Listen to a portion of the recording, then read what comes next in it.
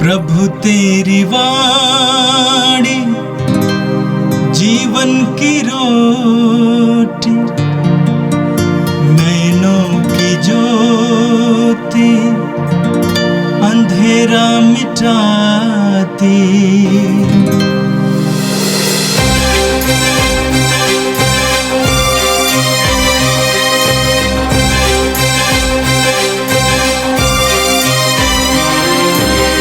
प्रभु तेरी वाणी जीवन की रोटी, नैनों की ज्योति अंधेरा मिटाती। प्रभु तेरी वाणी जीवन की रोटी, नैनों की ज्योति अंधेरा मिटाती। वाणी वाणी वाणी वाणी वाणी पवित्र है, शाश्वत है, जीवन का मन्ना है। 23 फरवरी बृहस्पतिवार। पहला पाठ विधि विवरण ग्रंथ अध्याय 30 पद संख्याएं 15 से 20 तक। आज मैं तुम लोगों के सामने जीवन और मृत्यु रख रहा हूँ। मूसा ने लोगों से कहा, आज मैं तुम लोगों के सामने जीवन और मृत्यु, भलाई और बुराई दोनों रख रहा हूँ। तुम्हारे प्रभु ईश्वर की जो आज्ञाएं मैं आज तुम्हें दे रहा हूँ, यदि तुम उनका पालन करोगे, यदि तुम अपने प्रभु ईश्वर को प्यार करोगे, उसके मार्ग पर चलोगे और उसकी आज्ञाओं, विधियों तथा नियमों का पालन करोगे, तो जीवित रहोगे। तुम्हारी संख्याएं बढ़ती जाएगी और जिस देश पर तुम अधिकार करने जा रहे हो, उसमें प्रभु ईश्वर तुम्हें आशीर्वाद प्रदान करेगा। परंतु यदि तुम्हारा मन भटक जाएगा, यदि तुम नहीं सुनोगे और अन्य देवताओं की आराधना तथा सेवा के प्रलोभन में पड़ जाओगे, तो मैं आज तुम लोगों से कह देता हूँ कि तुम अवश्य ही नष्ट हो जाओगे और यरदन पार कर जिस देश पर तुम अधिकार करने जा रहे हो, तुम वहाँ बहुत समय तक नहीं रहने पाओगे। मैं आज तुम लोगों के विरुद्ध स्वर्ग और पृथ्वी को साक्षी बनाता हूँ। मैं तुम्हारे सामने जीवन और मृत्यु, भलाई और बुराई रख रहा हूँ। तुम लोग जीवन को चुन लो, जिससे तुम और तुम्हारे वंशज जीवित रह सकें। अपने प्रभु ईश्वर को प्यार करो, उसकी बात मानो और उसकी सेवा करते रहो। इसी में तुम्हारा जीवन है और ऐसा करने से तुम बहुत समय तक उस देश में रह पाओगे, जिसे प्रभु ने शपथ खाकर तुम्हारे पूर्वजों इब्राहिम, इसहाक और याकूब को देने की प्रतिज्ञा की है। यह प्रभु की वाणी है। संत लुकस के अनुसार पवित्र सुसमाचार अध्याय 9 पद संख्या 22 से 25 तक। यीशु ने अपने शिष्यों से कहा, मानव पुत्र को बहुत दुख उठाना होगा। नेताओं, महायाजकों और शास्त्रियों द्वारा ठुकराया जाना, मार डाला जाना और तीसरे दिन जी उठना होगा। इसके बाद यीशु ने सबों से कहा, यदि कोई मेरा अनुकरण करना चाहे तो वह आत्मत्याग करे और प्रतिदिन अपना क्रूस उठाकर मेरे पीछे हो ले। क्योंकि जो अपना जीवन सुरक्षित रखना चाहता है, वह उसे खो देगा, और जो मेरे कारण अपना जीवन खो देता है, वह उसे सुरक्षित रखेगा। मनुष्य को इससे क्या लाभ, यदि वो सारा संसार तो प्राप्त कर ले, लेकिन अपना जीवन ही गवा दे या अपना सर्वनाश करे। यह प्रभु का दिव्य सुसमाचार है। क्रिस्त प्रभु की जय। प्यारे भाई और बहनों, हम 40 के पुण्य अवधि में प्रवेश कर चुके हैं। कल राख बुधवार से हम चालीसे का एक कृपा का अवसर प्राप्त किए हैं। चालीसा 40 दिन के प्रार्थना, त्याग, उपवास और आत्म शुद्धिकरण का समय है। वो दिन राख बुधवार से शुरू हो गया, अभी ओसाना रविवार तक चलेगा। इस अवधि में 40 दिन आ जाते हैं। ओसाना रविवार से हम पुण्य सप्ताह में प्रवेश करते हैं। तो राख बुध से लेकर ओसाना रविवार तक का 40 दिन का इस अवधि को हम चालीसा कहते हैं। कलीसिया आज हमारे सामने प्रथम पाठ के रूप में विधि विवरण ग्रंथ से पाठ रखा है। ये पाठ मोआब की घाटी में जो इस्राएली लोग मिस्र देश से 40 साल तक भ्रमण करते करते अभी मोआब पहुंचा है, ये आखिरी पड़ाव है। यहाँ पर मूसा यहूदियों को अपना तीसरा ये भाषण या प्रबोधन देते हैं, द थर्ड डिस्कोर्स। उसका एक किस्सा है आज हमारे सामने। ये मोआब प्रदेश लोत की संतान का निवास स्थान है। अब्राहम का रिश्तेदार था लोत, और हम जानते हैं प्रभु ने उनको सोदम और गोमोरा से बचाया था, और उनकी संतान मोआब प्रदेश में रहते। ये मृद सागर के पूर्व में आता है। आजकल के इस्राएल के पूर्व प्रदेश ये मोआब प्रदेश है। मूसा लोगों के सामने ये बात रखते हैं। मूसा ने लोगों से कहा, आज मैं तुम लोगों के सामने जीवन और मृत्यु, भलाई और बुराई दोनों रख रखा हूँ। मूसा अपने लोगों के सामने ईश्वर के विधानों को रखते हैं और कहते आज हमारे जीवन में केवल आज ही हमको मिलता है। जो बीत गया कल हमारे लिए समाप्त हो गया, और आने वाला कल हमारे सामने नहीं है। इसलिए आज का महत्व रहता है। आज माने हमारा आज का दिन, और इसी तरह हर दिन आज में समाहित है। तो आज के दिन हमें चॉइस करना है। प्रभु हमारे सामने यही कहते हैं, हमें हर दिन हमें प्रभु के लिए ही चॉइस करना है, प्रभु के लिए ही जीना है, प्रभु के आदेशों का पालन करना है। इसलिए मूसा कहते हैं, आज मैं तुम्हारे सामने जीवन और मृत्यु, भलाई और बुराई दोनों रख देता हूँ। तुम्हारे सामने रास्ता है। तुम ईश्वर को चुनो तो जीवन चुनता है, ईश्वर की आज्ञाओं का पालन करो तब जीवन का रास्ता अपनाते हैं। इसलिए मूसा कहते हैं, जो प्रभु तुम्हारे ईश्वर ने जो आज्ञाएं दी है मैं तुम्हें वो दे रहा हूँ। और केवल विधि विवरण ग्रंथ में मिलता है एक प्रकार का ये विधान है, जो सिनाई पर्वत में ईश्वर ने यहूदियों के साथ जो विधान किया उसका ये एक पूर्तिकरण है। इसलिए कहता है, आज मैं तुम लोगों के विरुद्ध स्वर्ग और पृथ्वी को साक्षी बनाता हूँ। यहूदी परंपरा के अनुसार जब कोई विधान मैंने जो कवनेंट, जो संधि दो पक्षों के बीच होता है, उसमें साक्षी के रूप में लोग जो संधि करने वाले अपने देवी देवताओं को बुलाते थे, उनके नाम पर संधि करते थे। यहाँ पर ईश्वर अपनी संधि यहूदियों के साथ करने वाला है। जो सिनाई पर्वत पर जो विधान दिया गया है उसका ये पूर्तिकरण। इसलिए कहते, मैं आज तुम लोगों के विरुद्ध स्वर्ग और पृथ्वी को साक्षी बनाता हूँ। ईश्वर की सृष्टि है स्वर्ग और पृथ्वी, और महत्वपूर्ण सृष्टि है और हमारे जीवन से बहुत जुड़ा है आकाश और पृथ्वी। इसलिए कहते, मैं इन लोगों को, इन दोनों को साक्षी बनाता हूँ और तुम्हारे साथ ये वादा करता हूँ, मैं तुम्हारे सामने जीवन और मृत्यु, भलाई और बुराई रख देता हूँ। तुम लोग जीवन को चुनो जिससे तुम और तुम्हारे वंशज जीवित रहेगा। इसी बात को हम जोशुआ के ग्रंथ में अध्याय 24 पद संख्या 15 में भी पढ़ते हैं।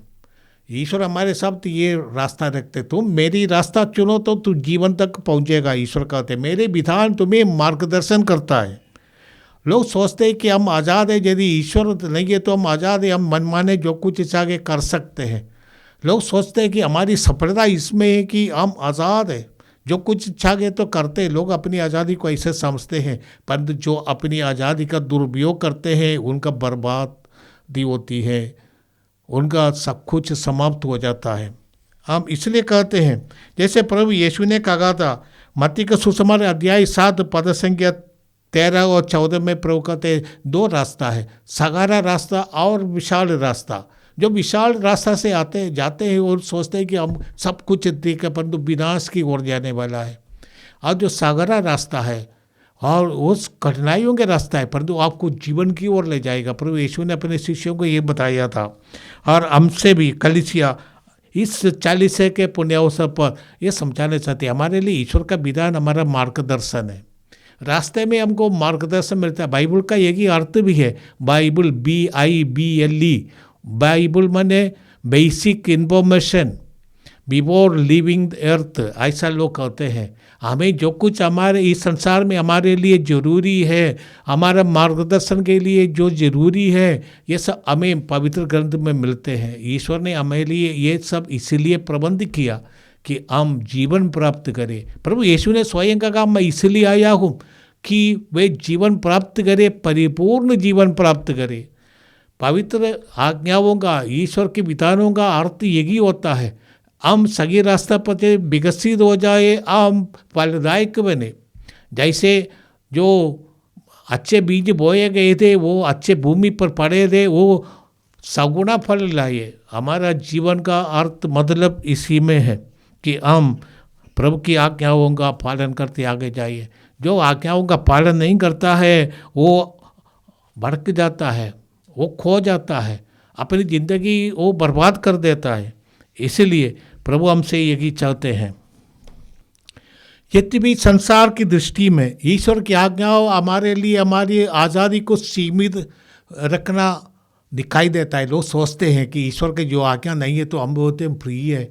ऐसा नहीं है। बहुत लोग अपने प्रियरों को सोचते हैं कि मनमाने कमाओ, दूसरों को शोषित करके कमाओ, गलत रास्ते से कमाओ, भ्रष्ट तरीका से कमाओ। हम जानते हैं कि कोई लोग ऐसे 7 पीढ़ी के लिए कमाते रहते हैं, परंतु उनका जो उत्तराधिकारी है और बाद में वो दिखाई देता है, वो सब बर्बाद हो जाते हैं। हम जानते हैं कि लोग सोचते हैं कि मनमाना जीवन जीवो। लोग सोचे कि जो शारीरिक वासनाओं को पूरा तृप्त करो, ये सब दुख में उसका सबका अंत दुख में होता है। ये हमारी स्वतंत्रता का अर्थ ये है कि हम अच्छे नागरिक बने, अच्छा मानव बने। हम ईश्वर की सृष्टि है, उनकी प्रतिरूप में बनाया गया है। तो हम उस ईश्वर के पुत्र पुत्रियों के जैसा जीवन में आनंदमय जीवन बिताइए। इसके लिए हमें प्रभु ये आदेश देते हैं और ये हमारी भलाई के लिए है।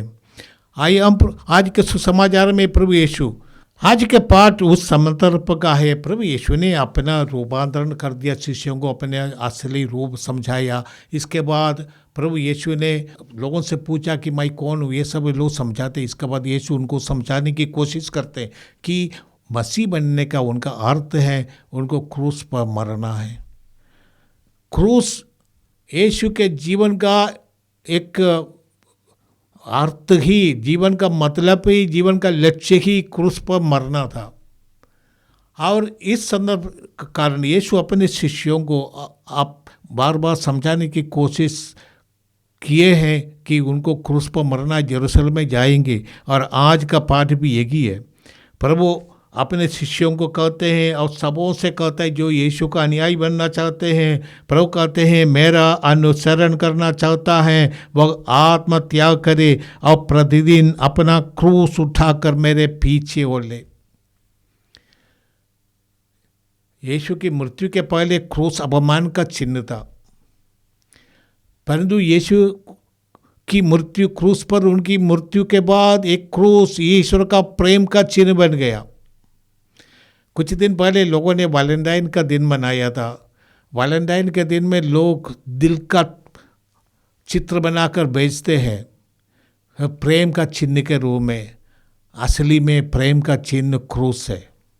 ईश्वर ने हमें इतना प्यार किया कि उसने अपने इकलौते पुत्र को हमारे लिए अर्पित कर दिया। क्रूस त्याग का चिन्ह है, प्रेम का चिन्ह है, बलिदान का चिन्ह है। और इसलिए प्रभु यीशु अपने शिष्यों से कहते, जो मेरा अनुकरण करना है वो अपना क्रूस उठाकर मेरे पीछे ले। हमारे जीवन में जो दुख तकलीफ है वो सब हमारे लिए क्रूस दिखाई देता है। एक प्रकार से क्रूस का अर्थ मैं समझता हूँ, जो जिम्मेदारी हम प्रभु ने हमें दिया है एक प्रकार का ये क्रूस है। यीशु के लिए यीशु का मिशन क्रूस था, और क्रूस पर मरना उनका मिशन था। हमारे लिए भी जो जिम्मेदारी प्रभु देते हैं, माता पिता होने के कारण माता पिताओं की जिम्मेदारी होती है, पुत्र पुत्रियाँ होने के पुत्र पुत्रियों की जिम्मेदारी होती है, अध्यापक का जिम्मेदारी होती है, अधिकारियों का जिम्मेदारी होती है। इसी तरह हर व्यक्ति के लिए अपना अपना कर्तव्य एक प्रकार की जिम्मेदारी है, उसको पूर्ण रूप से निष्ठा से करना प्रभु हमें ये सिखाते हैं। अपना क्रूस उठाकर आने का अर्थ है कि अपनी जिम्मेदारी को पूरा करो, और ये भी परिपूर्ण रूप से पूरा करो। इसलिए प्रभु चाहते हैं जो अपना शिष्य बनना, यीशु का शिष्य बनने का अर्थ है कि हम इस दुनिया में असली मानव का जीवन जिए, अपने कर्तव्यों को पूरा करे, निष्ठा से करे और संपूर्ण रूप से मन लगाकर करे। देखिए क्रूस उठाने का अर्थ मैं यही समझता हूँ। आप प्रभु कहते हैं जो मेरा अनुकरण करते आत्मत्याग करे। आत्मत्याग का अर्थ है कि सेल्फलेसनेस, जो अपने को अपनी स्वार्थ को बढ़ाना नहीं, अपने स्वार्थों को त्याग देना। प्रभु यही चाहते हैं। जो स्वार्थी है उनके साथ काम करना भी मुश्किल होता है। दूसरे लोग जल्दी समझ लेते हैं, हमारा आचरण हम जो क्या है ये बताता है। हमारा आचरण से लोग समझ लेते हैं कि हम कैसा व्यक्ति है। इसलिए जो निस्वार्थ है ऐसा व्यक्ति, प्रभु कहते निस्वार्थ बनो, आत्मत्याग करो और प्रतिदिन अपना क्रूस उठाकर मेरे पीछे मेरा अनुकरण करो। और इसलिए हमें कुछ ये निस्वार्थ हो जाना पड़ता है प्रभु का शिष्य बनने के लिए। कोई भी स्वार्थी कभी भी प्रभु का शिष्य नहीं बन सकता, क्योंकि जो अपना जीवन सुरक्षित रखना चाहता है वो उसे खो देता है, और जो मेरे कारण अपना जीवन खो देता है वो उसे सुरक्षित रखता है। जब प्रभु ने दृष्टांत सुनाई या गेहूं का दाने का दृष्टांत, जोगन का सुषमाचार अध्याय 12 पद संख्या 24 में, गेहूं का दाना अकेले रहेगा तो अकेले रहेगा, उसमें धूल पकड़ेगा, वो सब बर्बाद हो सकता है। परंतु जो गेहूं का दाना मिट्टी में गिरेगा, मरेगा और उससे एक नया पौधा जाएगा। उसी तरह हमारा जीवन भी सफल होता है जब हम दूसरों के लिए जीते, दूसरों को उठाना चाहते हैं। केवल पशु ही अपने लिए जीता है, परंतु पशु में भी हम देखते हैं, पशु बच्चों में हम देखते हैं माता पिता अपने बच्चों के लिए बहुत कुछ त्याग देते हैं। जानवरों में मैं देखता हूँ ये अपने संतति के लिए वो कुछ त्याग देते हैं, परंतु इंसान पूरी मानव एक परिवार है। वसुदैव कुटुंबकम, पूरा दुनिया हमारे लिए परिवार है, एक परिवार मानव जाति। इसलिए कोई भी स्वार्थवश ये परिवार का शोषण करता है, प्रभु कहते हैं अपने को खो देता है। हम किसको याद करते हैं? उन लोगों को याद करते हैं जिन्होंने हमारे लिए कुछ किया है, कुछ त्याग किया है। उन लोगों को हम नेशनल हीरोज मानते हैं, या हम उन लोगों को संत मानते हैं जिन्होंने त्यागपूर्ण जीवन बिताकर दूसरों की भलाई किया है। हम उस स्वार्थियों को थोड़ा ही जोड़ते हैं, उनका सम्मान थोड़ा ही देते हैं। हम उन लोगों को याद करते हैं, उनका सम्मान करते हैं जिन्होंने मानवता के लिए अपने सब कुछ खो दिया है। महात्मा गांधी को हम याद करते हैं कि हम उनको राष्ट्रपिता कहते हैं, क्योंकि उन्होंने देश के लिए बहुत कुछ किया है, त्याग दिया है। हम ऐसे लोगों को महान मानते हैं, और हम जानते हैं सबसे बड़ा महान यीशु है। हमें इतना प्यार किया कि वो हमारे पापों का बोझ अपने ऊपर उठा लिया। जैसे पौलुस रोमी के नाम पत्र में लिखते, हमारे लिए वो पाप बन गया ताकि हमारा पाप मिटा दे और हमें आज़ाद कर दे, शैतान के बंधनों से हमें आज़ाद कर दे, पाप के बंधनों से हमें मुक्त कर दे। यही यीशु का जीवन का लक्ष्य रहेगा। सब कुछ उन्होंने उसके लिए त्यागा, और चाहते हैं हमसे भी यही चाहते हैं कि यदि हम उनका अनुयायी बनना चाहते हैं तो हम निस्वार्थ बने। प्रभु ने अपने शिष्यों से कहा था कि ये शिष्यत्व का ये जिम्मेदारी है, निस्वार्थ होकर हम प्रभु का अनुकरण करें, हमारा जीवन सफल हो जाएगा। ये जीवन प्राप्त करने का रास्ता। 40 के दिन, इन दिनों में हम निस्वार्थ बनकर दूसरों की सेवा में लगा दे। जैसे वो भले समारी का दृष्टांत प्रभु ने सुनाया था, ज़रूरतमंद लोगों की मदद करें। हम शुरू करें अपने परिवार से, हम शुरू करें अपने पड़ोस से। यही 40 को पुण्यपूर्वक रूप से बिताने का समय है। निस्वार्थ होकर परिवार में, हमारे रिश्तों में, हमारी जिम्मेदारियों में हम ये नमूना दिखाए। हम अपने पैरिश में, अपने इलाके में वो नमूना दिखाए। यही प्रभु का असली अनुयायी बनने का प्रमाण है। आइए हम प्रार्थना करें। ए प्रभु, हम तुझे धन्यवाद देते, तूने अपने पवित्र वचनों के द्वारा हमारा मार्गदर्शन किया है। जैसे स्तोत्रगान करते, तेरा पवित्र वचन हमारे लिए ज्योति है। ये प्रभु, जो शिक्षा तुमने दी हमें जीवन की ओर ले जाने वाली शिक्षा है, हम इस शिक्षा के अनुसार जीने की कोशिश करें। ये प्रभु, तू हमारे साथ रह। हम तेरा अनुकरण केवल मुझसे नहीं है। तूने कहा जो मुझे प्रभु प्रभु करके पुकारते हैं, मैं उसको नहीं सुनते, मैं उसको जानते ही नहीं है, परंतु जो मेरे वाणी के अनुसार अपने जीवन बिताते हैं वही मेरा सच्ची शिष्य है। प्रभु ने, तूने कहा था प्रभु, तेरे शिक्षा के अनुसार हमारे जीवन में परिवर्तन ला। ये 40 के दिन जीवन परिवर्तन का अवसर है। हम दूसरों के प्रति, उनकी आवश्यकताओं पर भी श्रद्धा रखें। हम उनके प्रति अपनी कुछ खो देने के लिए तैयार हो जाए। जैसे जोगन बपतिस्मा मैं घटता जाऊँ, वो बढ़ता जाए।